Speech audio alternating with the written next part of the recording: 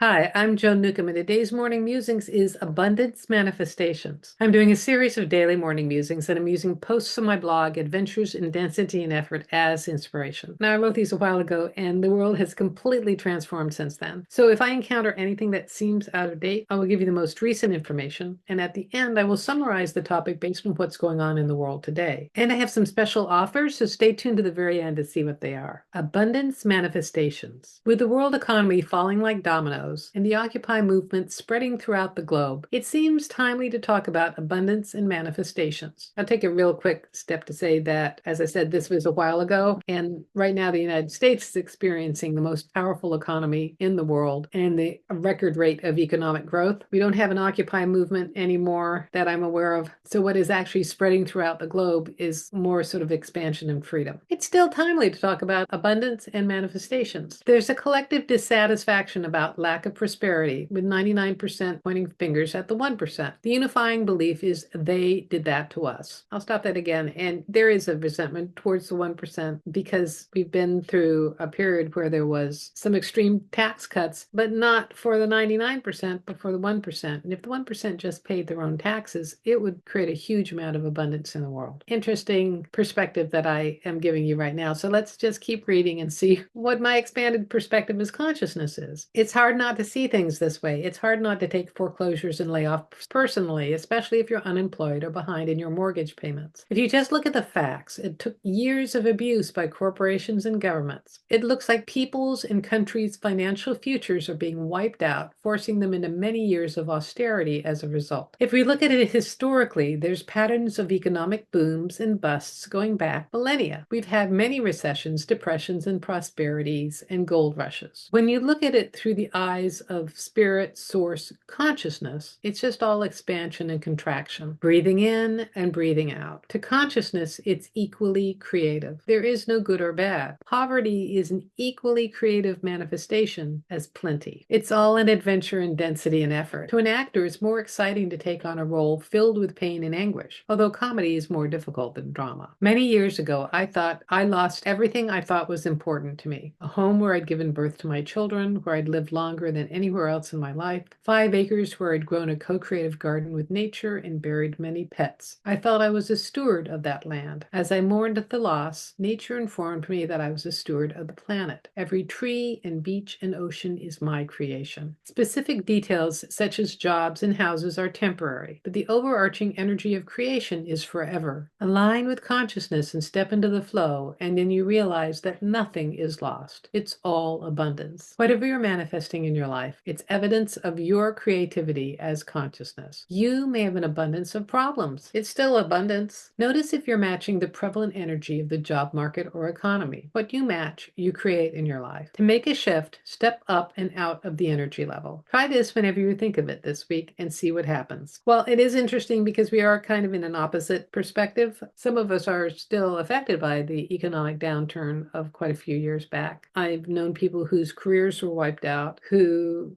gave their house back to the bank because it was underwater. It was worth 3/4 of the mortgage they were paying on it. And a lot of people haven't been able to buy a house since, and that's a long time. So there's a lot of us going forward realizing that even though this is a tremendous economy and there's a tremendous jobs increase, that as individuals, there's also an increase in the price of housing, and we're not going to be able to afford it. So that's an interesting statement to have because things come along all the time that can create a transformation. We don't know what we're manifesting coming up. But one of the thoughts I was thinking is when I wrote this, I had talked about losing my first house that I'd given birth to my children in. And I was actually, well, I was 2 years from losing the house that I had with my second marriage because of the economic downturn, and haven't bought another house since. But what I'm manifesting instead is a comfortable retirement in Spain. And I had no idea that was going to come about when I wrote this article. So one of the things is